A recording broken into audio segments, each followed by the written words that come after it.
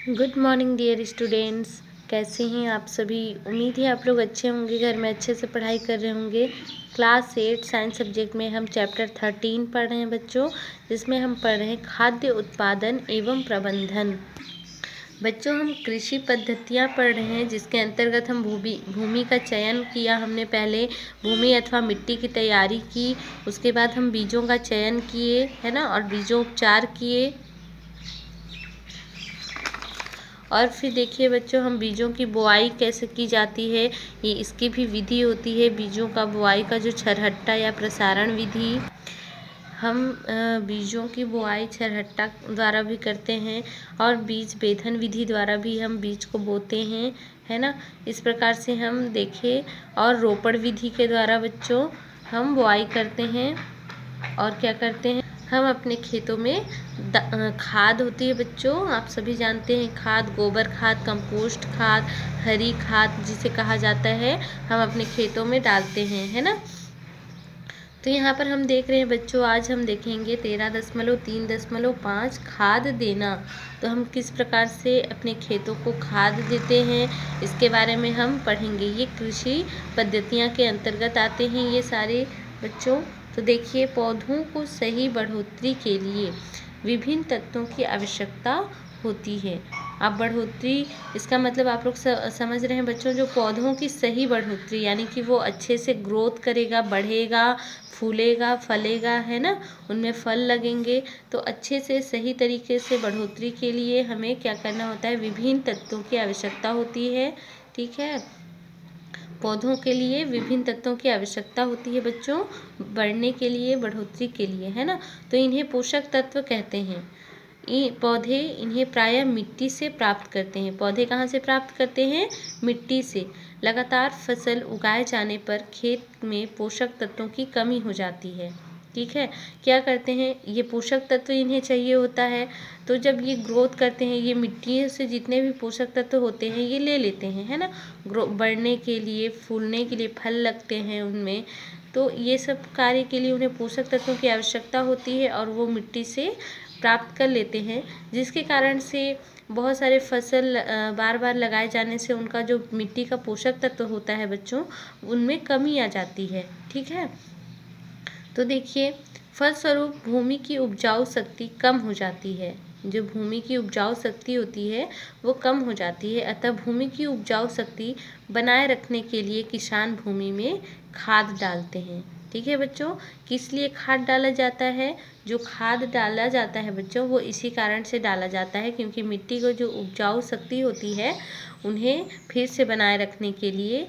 ठीक है, क्योंकि इनके जो पोषक तत्व हैं बच्चों, वो उनमें कमी आ जाती है, जो मिट्टी की पोषक तत्व हैं उनमें कमी आती है। इस कारण से हम क्या डालते हैं, खाद डालते हैं अपने खेतों में। तो देखिए, खाद्य मुख्य रूप से पौधों और जंतुओं के अवशेष, मल मूत्र, कूड़ा करकट तथा सड़े गले पदार्थों से तैयार की जाती है। तो यहाँ पर खाद्य किस प्रकार से बनते हैं बच्चों, तो उन्हें देखिए, जो पौधे होते हैं और जंतु होते हैं, इनके अवशेषों से जो खाद होता है बच्चों उन्हें बनाया जाता है। तो यहाँ पर पौधे और जंतुओं के अवशेष हो गए, मलमूत्र होते हैं, कूड़ा करकट भी होते हैं जो हमारे घरों से भी निकलते हैं, है ना, सड़े गले पदार्थ होते हैं। तो सड़े गले पदार्थों से तैयार की जाती है। इन्हें कौन सा खाद कहते हैं, जैविक खाद कहते हैं। जैविक खाद निम्नलिखित प्रकार की होती है।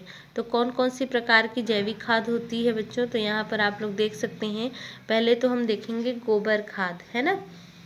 इन्हें पशुओं के गोबर को गड्ढे में दबाकर सड़ाने की क्रिया से तैयार किया जाता है।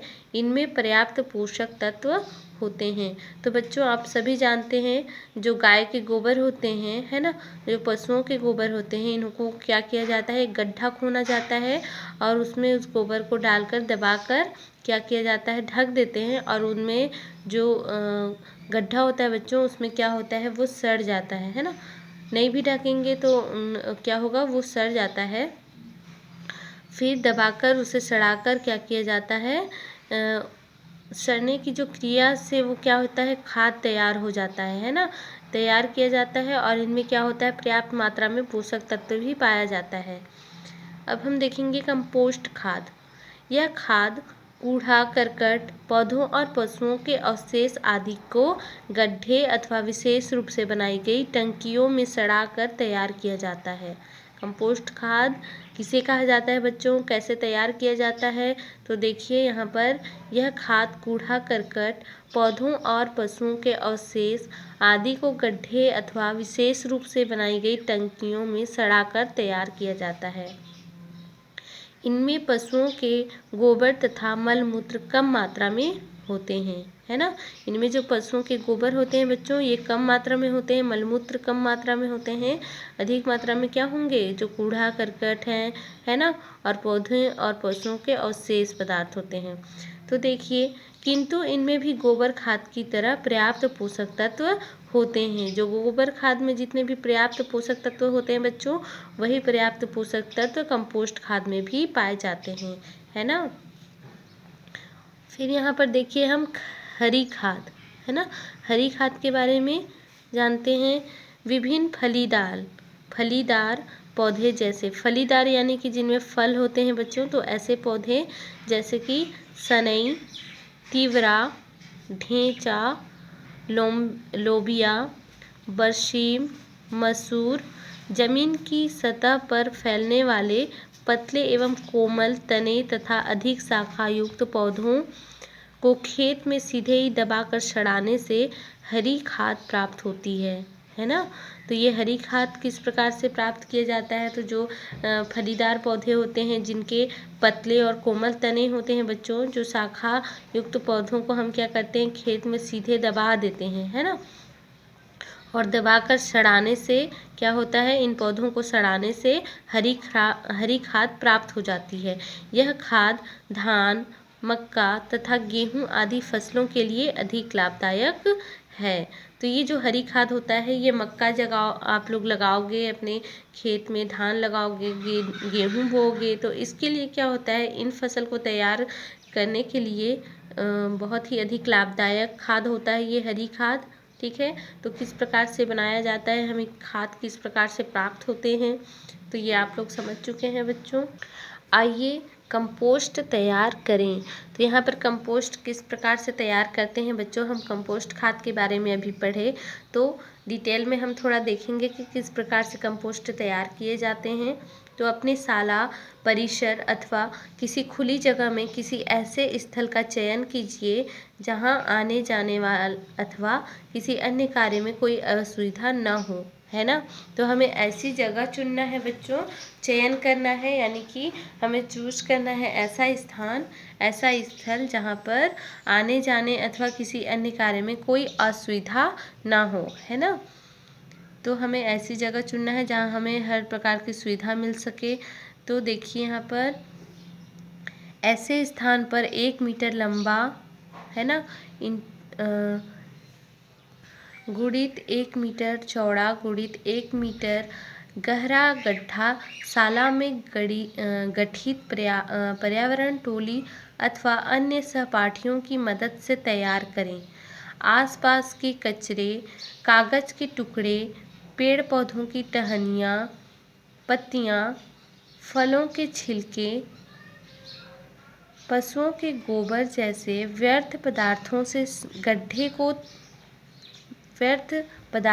गड्ढे को 30 सेंटीमीटर ऊंचाई तक भर दें। इसके बाद इसमें गोबर, मिट्टी एवं पानी का घोल अच्छी तरह छिड़क दें। इसके ऊपर फिर इसी प्रकार से कूड़े करकट के मिश्रण की परत फैलाकर गोबर मिट्टी के घोल से तर करें।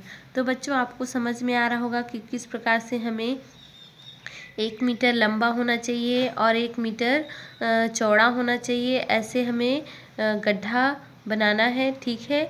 और शाला में गठित पर्यावरण टोली, है ना, अपने पर्यावरण टोली जो बनाए हुए होते हैं अपने सहपाठियों से, जो ग्रुप बनाए होते हैं बच्चों, अथवा अन्य सहपाठियों की मदद से हम तैयार करेंगे, है ना। तो तैयार करें। आसपास के जो कचरे होते हैं, जितने भी आपके शाला से कचरे निकलते हैं, आसपास से जितने कचरे निकलते हैं, उन सभी कचरों को क्या करना है, जो पेड़ पौधों की टहनियाँ हैं, पत्तियाँ हैं, फल फूल के जो छिलके होते हैं फलों के, और जो पशु के गोबर होते हैं, व्यर्थ पदार्थ के से हमें क्या करना है, इन पदार्थों से हमें गड्ढे को 30 सेंटीमीटर ऊंचाई तक हमें भरना है ना। इसके बाद हम क्या करेंगे, जो गोबर है, मिट्टी एवं पानी का घोल बनाएंगे, अच्छी तरह से घोल बनाएंगे, और घोल बनाने के बाद अच्छी तरह छिड़क देंगे, है ना। उस पर जो गड्ढा है बच्चों, उसमें जो हम व्यर्थ पदार्थों को भरे हुए हैं 30 सेंटीमीटर की ऊंचाई तक, वहाँ पर हम क्या करेंगे, गोबर, मिट्टी एवं पानी का घोल, है ना, उसको बनाए हुए हैं, और उस घोल को हम अच्छी तरीक़े से छींट देंगे। इसके ऊपर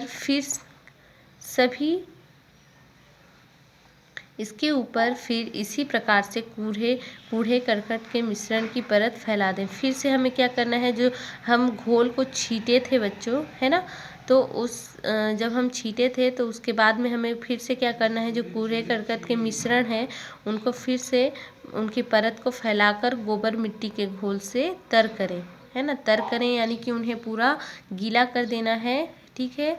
जो घोल है उसको पूरी तरह से उसमें डाल देना है, फैला देना है। यही क्रम तब तक दोहराएं जब तक कि गड्ढा जमीन की सतह से 50 से 60 सेंटीमीटर की ऊंचाई तक ना भरे। हम पहले 30 सेंटीमीटर की ऊंचाई तक भरे हुए थे। फिर हमें क्या करना है, जो घोल है, मिट्टी की घोल है ना, मिट्टी, गोबर और पानी के जो घोल बनाए हुए हैं बच्चों, उससे हमें बार बार यह क्रिया दोहराना है, उसको डालना है, फिर कूड़ा करकट डालना है, फिर से हमें उस घोल को डालना है, और यह क्रिया तब तक हमें करना है जब तक कि 50 से 60 सेंटीमीटर की ऊंचाई तक ना भरे वो गड्ढा, है ना। इस ढेर की गीली मिट्टी से ढक कर गोबर से लीप दें।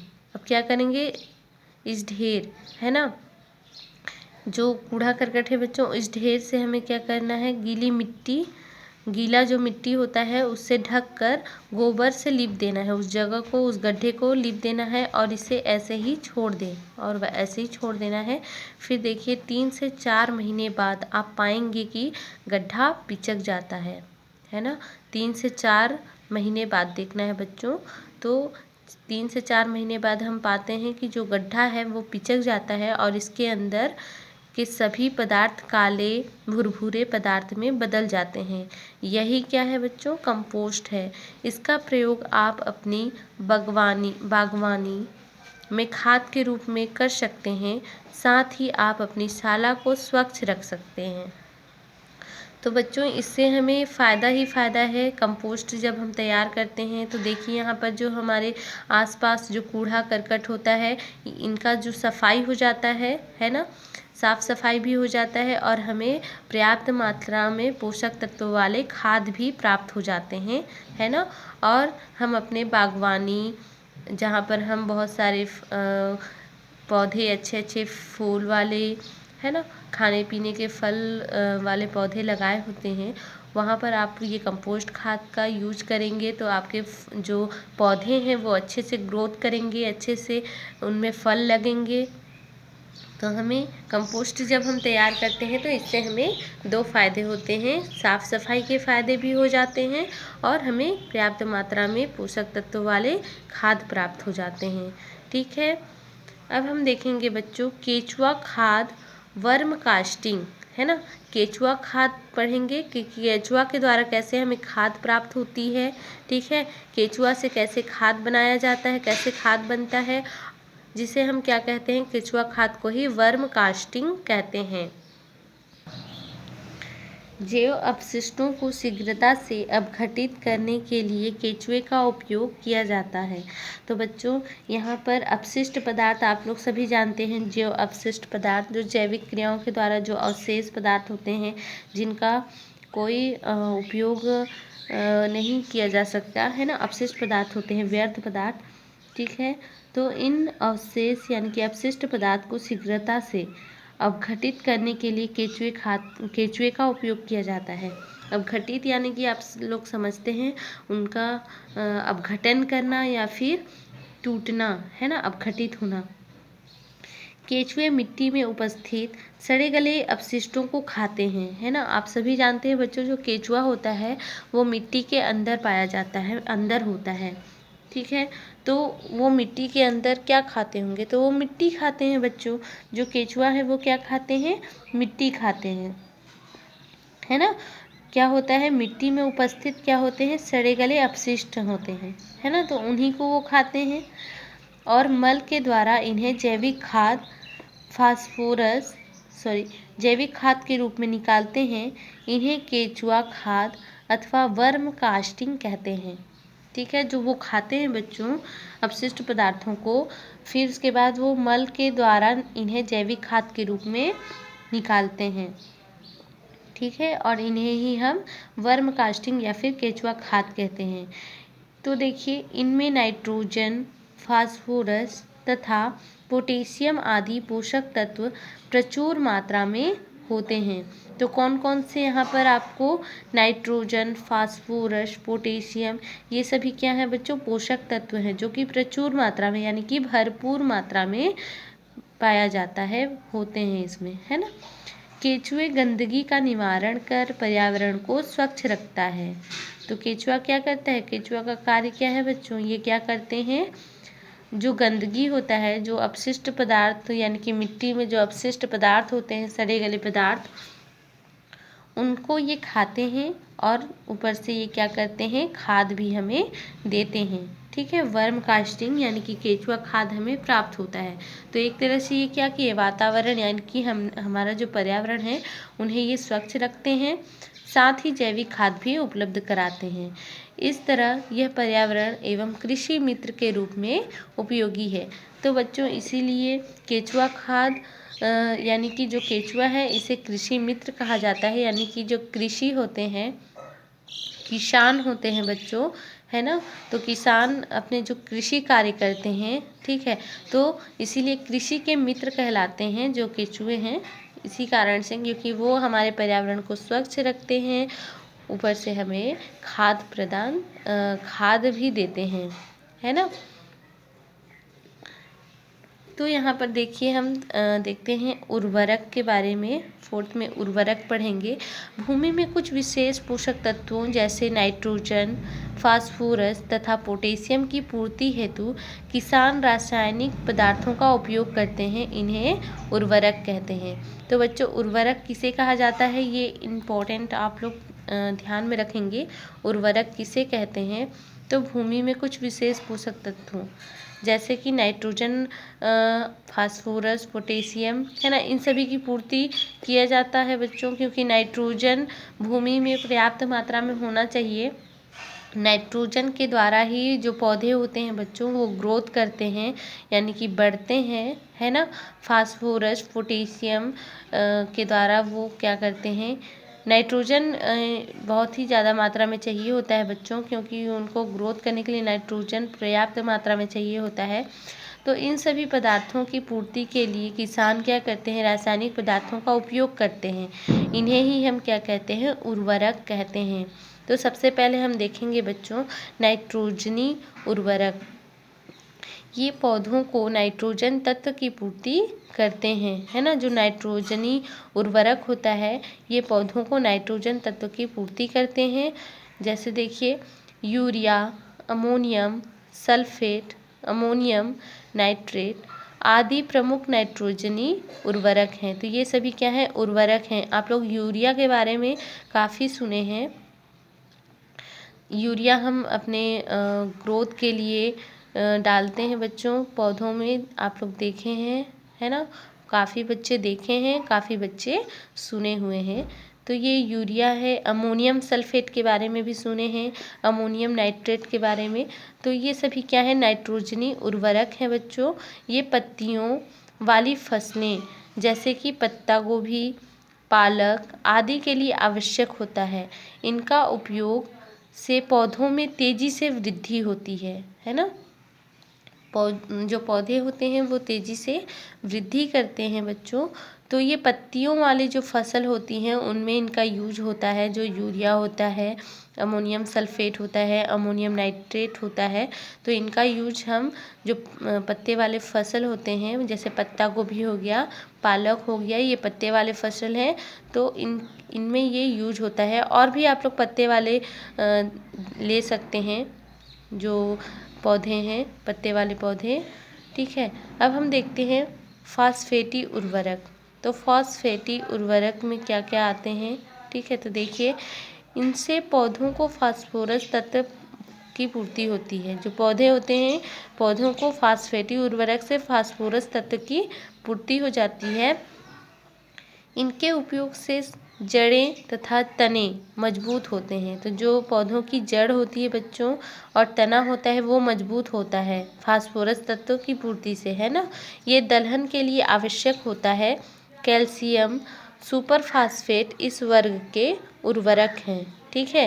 कैल्शियम और सुपर फास्फेट इस वर्ग के लिए के उर्वरक हैं बच्चों। तो इनका उपयोग किस लिए किया जाता है, जो पौधे के जड़ होते हैं उनके तने, है ना, उनके तने और जड़ों के लिए उपयोगी होता है, इसलिए फास्फोरस की पूर्ति भी ज़रूरी है। अब हम देखते हैं बच्चों पोटेशियम उर्वरक, है ना। तो पोटेशियमी उर्वरक के बारे में हम पढ़ेंगे। पोटेशियमी उर्वरक ये पौधे को पोटेशियम तत्व की पूर्ति करने वाले उर्वरक हैं, है ना। ये पोटेशियम उर्वरक क्या करते हैं बच्चों, पौधों को पोटेशियम तत्व की पूर्ति करते हैं और ये कंद वाली फसलों के लिए लाभदायक होते हैं। पोटेशियम सल्फेट, पोटेशियम क्लोराइड प्रमुख पोटेशियम उर्वरक हैं।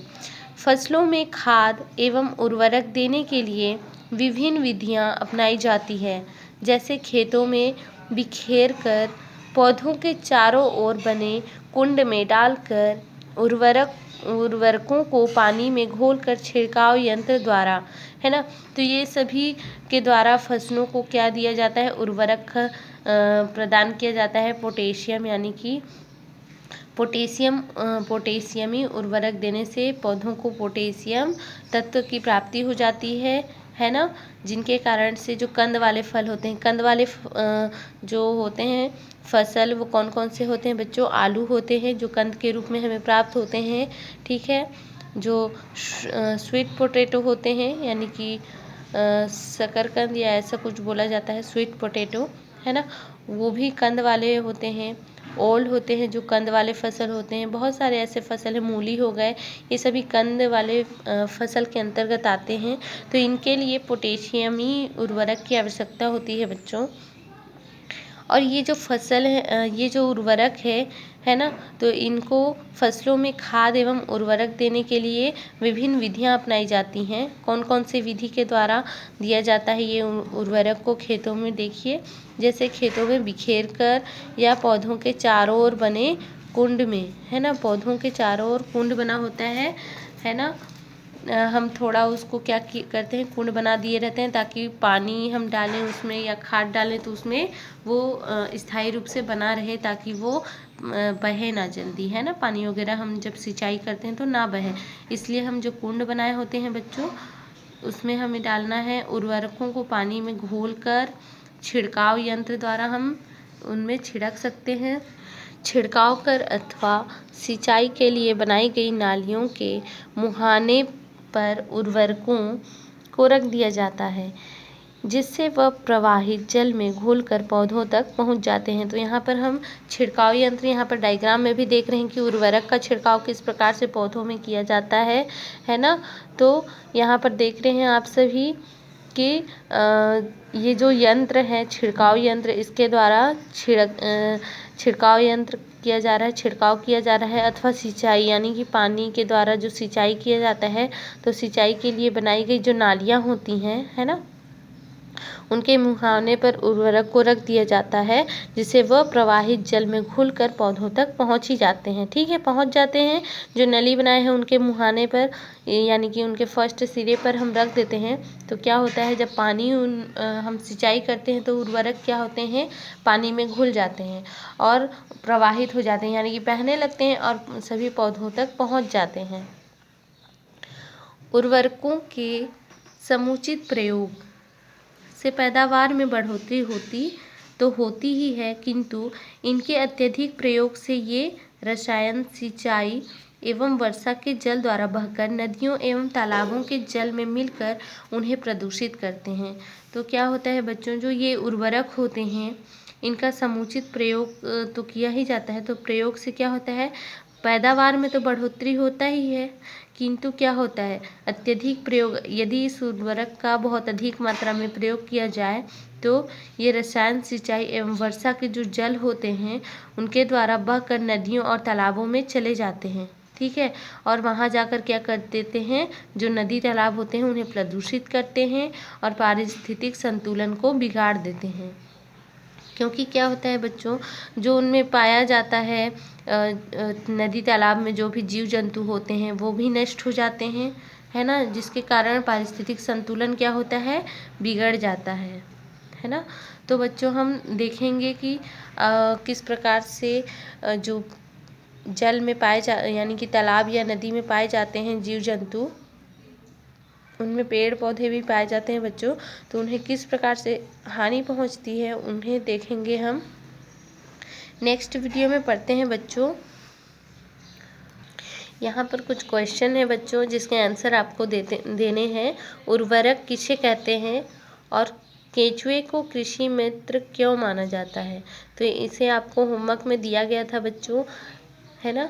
तो फिर भी आपको इसका आंसर एक बार और बताना है कि केंचुए को कृषि मित्र क्यों माना जा रहा है। ठीक है, कंपोस्ट किस तरह तैयार की जाती है, तो इसे भी आपको बताना है ना। तो ये 3 क्वेश्चन आपको होमवर्क में दी जा रही है बच्चों। इन 3 क्वेश्चन का आंसर आप लोग देंगे और मेरे व्हाट्सएप नंबर पर सेंड करेंगे। ठीक है बच्चों, बाय बाय, टेक केयर। आगे हम नेक्स्ट वीडियो में पढ़ते हैं।